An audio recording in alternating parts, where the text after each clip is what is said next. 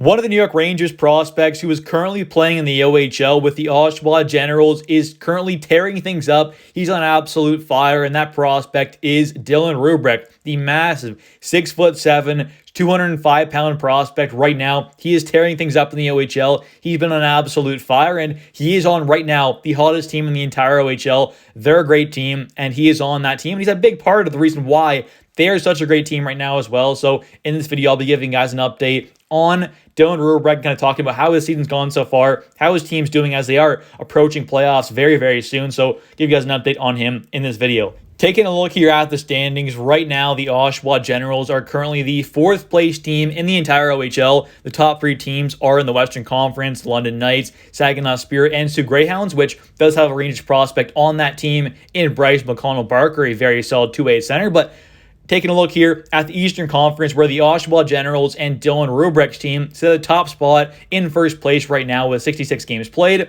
85 points. The OHL, each team plays 68 games played, so there's only 2 more games to play for the top team and the second place team in the Eastern Conference, who are right now 3 points back. They have the same amount of games played as the Oshawa Generals, the Mississauga Steelheads, so more than likely we will see Dylan Roobroeck and the Oshawa Generals finish at the top of the Eastern Conference. And assuming the Oshawa Generals don't fall out of that top spot, they will be taking on the Barrie Colts, who are the 8th seed in the first round, who have 64 games played, 56 points. Definitely not the best team this year, and they can't really go up or down as they don't have enough games to really catch Frontenacs, obviously, and they can't really drop past the Petes either. So they will be taking on the top seed, and it'll more than likely be the Oshawa Generals, which for Oshawa and Dylan Roobroeck should be a pretty easy series. I mean, obviously you never know, but more than likely it'll be a 4 or 5 game series for Oshawa, as they are quite a good team, and Barrie obviously just aren't the best. And right now, the Oshawa Generals are also on a 10-game winning streak right now. They're on absolute fire. And a big reason on why they're doing so good right now and they're the hottest team in the entire OHL is Dylan Roobroeck. Now, yes, the Oshawa Generals are a pretty good team. I kind of talked about it a bit in the past where I thought this year they'd be a much better team than last year. Obviously, the Gens last year were a very young team for the most part, a bit inexperienced, didn't have a whole lot of kind of really top-end talent. But now that a lot of their guys have kind of had an extra year under their belt, have really gotten better, like a Dylan Roobroeck, they're clearly an amazing team, one of the better teams in the entire OHL.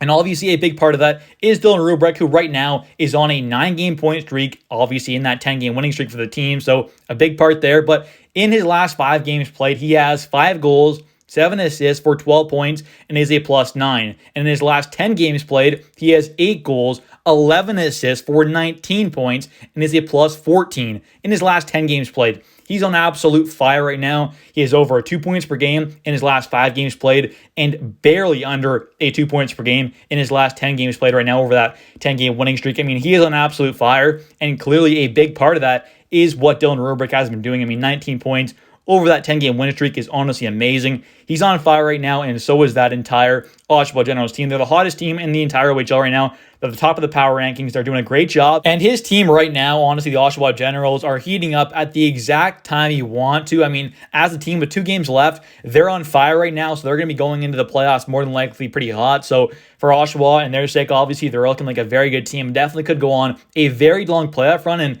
for a prospect to be on there right now with the Rangers, that's definitely a very nice thing to see.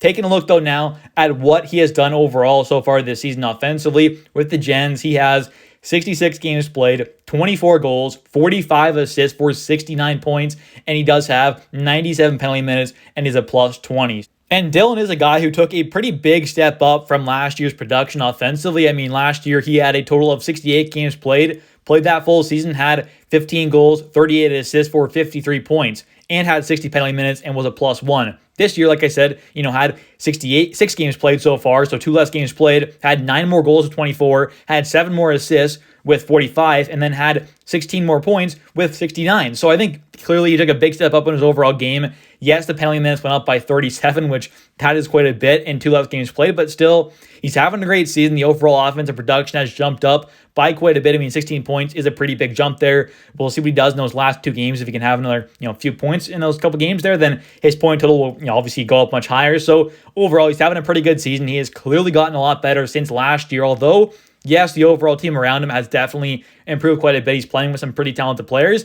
Still, he's on a great team, and he's a big part of that. He's the obviously not the only reason, but a big reason on why this team has been as good as they have. And I'm not saying he's the best player on the team. He definitely is not. I mean, Callum Ritchie is an amazing player. He was taken in the first round of this year's draft, where a guy like Dylan was obviously taken in this year's draft, but in the 6th round. So a big difference there. But obviously, he's on a very talented team. He's on a good team, but he is a big part of that and is producing at a very good level in the OHL this year. And Dylan Roobroeck is by no means the only huge prospect currently in the New York Rangers system. I mean, right now, you've got guys like Talon Boyko and Hugo Olas, who are two pretty huge goalie prospects, both like 6'7", 6'8" kind of height. Same thing with Matt Rempe and Adam Edstrom there. They're also, that 6'7", 6'8" kind of height. And then same thing with obviously Dylan Roobroeck. So right now the Rangers have like 5 prospects who are like 6'7", 6'8" height, which is pretty insane to see, honestly. I mean, having 5 prospects that tall is pretty incredible to see. So I think in general, Rangers have a type here that they like, obviously adding in these very tall prospects